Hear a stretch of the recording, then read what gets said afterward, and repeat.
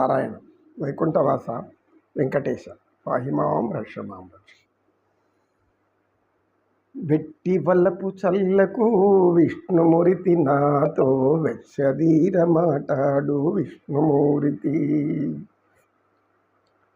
వెట్టి వల్లపు చల్లకు విష్ణుమూర్తి మాతో వెట్టదీర మాటాడు విష్ణుమూర్తి.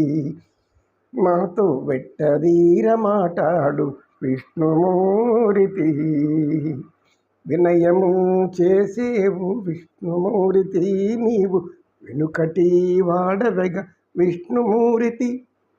వినయము చేసేవు విష్ణుమూర్తి నీవు వెనుకటి వాడవెగ విష్ణుమూర్తి.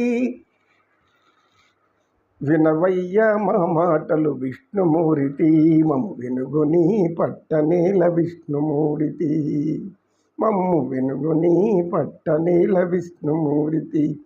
వెట్టి వల్లపు చల్లకు విష్ణుమూర్తి మాతో వెట్టదీర మాటాడు విష్ణుమూర్తి. మాతో వెట్టదీర మాటాడు విష్ణుమూర్తి. గోవింద. నిన్ను పొగడ మా వశమా. గణగంధర్వులు అయితేనే అందుకు తగినవాడు. నారాయణ నారాయణ నమో నమో నమో. కృష్ణం వందే జగద్గురు. శ్రీకృష్ణం వందే జగద్గురు. పాదాలు పట్టుకోండి. శ్రీకృష్ణుని పాదాలు పట్టుకున్న వాళ్ళకి ఎవరికి కూడా ఏ కష్టం రాదు, ఏ లోటు రాదు, సంతోషానికి కొదవే ఉండదు. నిత్యం ఆనందంతో సంతోషంతో ఉంటారు. దుఃఖం ఏది లోపల ఉండనీడు ఆయన. ఏ బాధను కూడా లోపల ఉండనీడు. ఎందుకు ఆయన కూర్చున్నప్పుడు ఇక్కడ ఎవరిని ఎందుకుంటాయి అని వెళ్ళిపోవలసింది. పరమాత్ముడు సాక్షాత్ పరమాత్మ ఇక్కడ మనం కూర్చోబెట్టుకున్నామంటే అక్కడ ఉన్నటువంటి ఈ పనికిరానివన్నీ బయట పోవలసింది. పరమానందం, దివ్యానందం, జ్ఞానానందం, ఆత్మానందం, సచ్చిదానందం పరమాత్ముడి యొక్క లీలా వినోదం. ఆ లీలా వినోదాన్ని అనుభవించే వాళ్ళకి తెలుస్తుంది, కానీ చెప్పుకునే వాళ్ళకి ఆశ్చర్యంగా ఉంటుంది, చూసే వాళ్ళకి వినోదంగా ఉంటుంది, వింతగా ఉంటుంది. కొంతమంది ఏదో పిచ్చివాడు మాట్లాడుకుంటున్నా అని కూడా కొంతమంది అనుకోవచ్చు. ఎవరిని రకాలుగా అనుకున్నా ఆనందం ఆనందమే, పరమానందం పరమానందమే. ఆ ఆనందమే శాశ్వతమైనది అని వ్యాసభగవాన్ చెప్తారు. పరమాత్మతో ఆనందించడమే పరమానందము అని ఆయన చెప్తారు. రాక్షసులు సైతం ఆయన చేత చంపబడిన వాళ్ళంతా కూడా ముక్తి పొందారు, సద్గతులు పొందారు.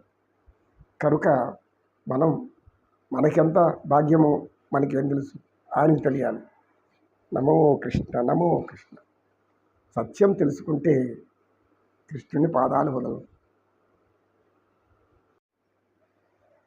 ఓం నమో నారాయణాయ నమః. సర్వేశ్వర, సకల జీవస్వరూప, సృష్టి స్థితి లయకారకులైనటువంటి త్రిమూర్తి స్వరూప హే వెంకటేశ్వర పాహిమాం రక్షమాం రక్ష. గురువుగారు, భగవంతుడు మనకు అనుగ్రహం ఇస్తాడని మరి ఈ అనుమానమే మనకు అనుగ్రహానికి అడ్డం.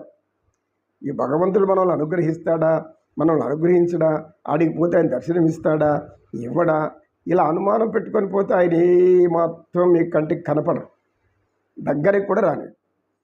ఎవరైతే పరమభక్తితో, పరమానందంతో, పరమప్రీతితో నిత్యం గోవింద గోవింద గోవింద అంటూ ప్రార్థిస్తూ వెళ్తారో అటువంటి వాళ్ళను మాత్రమే ఆయన దగ్గరికి తీసుకుంటాడు, అటువంటి వాళ్ళను మాత్రమే కరుణిస్తాడు. అప్పుడు ఏం చెయ్యాలి? మన లోపల ఉండేటువంటి ఈ యొక్క మలినాలు, మలముతో సమానమైన మలినాలు అంటే మీ మురికి కంపు కొడుతున్నటువంటి లోపల ఉన్నటువంటి ఈ యొక్క మనోమాలిన్యాలు అంటారు దాన్ని. మనోమాలిన్యాలు, మనసుకు పట్టినటువంటి మలినాలు. శరీరం శుభ్రం చేసుకుంటే కాదు, మనసును కూడా శుభ్రం చేసుకోవాలి. అందుకు చెప్తాం, యోగ శాస్త్రాలు చెప్పేది అదే. మనోమాలిన్యాలు తొలగించేది ఒక అష్టాంగ యోగంలో మొదటి విధానం. వివేకానంద స్వామి తెలియజేస్తారు, పతంజలి మహర్షి గారు చెప్పారు. కనుక భవరోగాన్ని బాగు చేసేవాడు ఆ భగవంతుడు ఒక్కడే.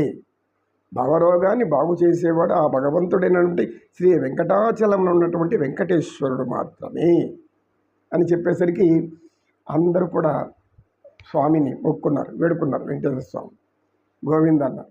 అప్పుడు ఈ వ్యక్తిలో కూడా చిన్న మార్పు వచ్చింది. గోవింద, తప్పైపోయింది తండ్రి, నేను ఏదో ఆశ కొద్దీ, దురాశ కొద్దీ మోసపూరితమైన పనులు ఎన్నో చేశాను, క్షమించు అని అక్కడి నుంచి లేచిపోయాడు. వైద్యుడు, ఏమండి మీ వైద్యం అంటే, నాకు బాగా అయిపోయింది, నేను ఆయన దగ్గరికి పోతే ఇంకా బాగవుతుంది, నాకు ఏ వైద్యం అవసరం లేదు అనేసి ఆ వ్యక్తి వెళ్ళిపోయాడు. ఇంత చూస్తున్న శిష్యులు, గురువుగారు, భగవంతుడిని నమ్మిన వాళ్ళకి ఎప్పుడు అన్యాయం జరగదా? జరగదు, జరగనివ్వడు. ఆయన్ని మనస్ఫూర్తిగా సంపూర్తిగా సంతృప్తితో, పరమానందంతో, పరమ ప్రశాంతతతో, పరమ పవిత్రతతో నింపిన మనస్సుని మన లోపల పెట్టుకొని ఆయన వైపు చూసామంటే ఆయన నీకు వచ్చిన ప్రతి కష్టాన్ని అలా తొలగించేస్తాడు. అలా అంటాడు, అలా వెళ్ళిపోతుంది. మనకు భాగవతంలో శ్రీకృష్ణ పరమాత్మ కుబ్జ విన్నాం కదా, ఆమె ఒక కంసుడి యొక్క రాజధానిలో ఈ అందరికీ కూడా ఈ సౌందర్యానికి తగినటువంటి లేపనాలు పూస్తూ ఉంటుంది. దాన్ని సేవ చేసుకుంటుంటే ఆమె త్రివక్ర అని పేరు, ఆమెకు నడుము అన్నీ కూడా గూని వచ్చేసేసి అంత వికారంగా ఉంటుంది. అయితే ఆమెలో పరమ భక్తి ఉంది, పరమ ప్రేమ ఉంది, అతి పవిత్రమైనటువంటి ఆరాధనా భావం ఉంది. అది పరమాత్మ చూడగానే గ్రహించాడు. అందుకే అటువంటి వికారమైన స్వరూపమైనటువంటి స్త్రీని చూసి, సుందరాంగి ఎవరు నీవు అని అన్నాడు.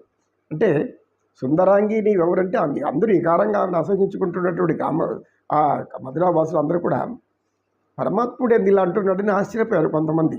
బలరాముడు పక్కనే ఉన్నాడు, ఇంకా అనేక మంది ఆయన స్నేహితులు ఉన్నారు. తర్వాత ఎప్పుడైతే ఆయన ఆమెకు అలా గడ్డంకిని చేపెట్టి అలా పైకి లేపాడో, సర్వమోహన సౌందర్య తేజోగ వికాసితమైనటువంటి ముగ్ధమోహనటువంటి మోహింపక చేసేటటువంటి సౌందర్యం వచ్చేసింది ఆమెకి. ఆమె మోహం కలిపి ఆమె సౌందర్యము, ఆ మోహ వికారములు లోపలంతా కూడా అలుముకుంది.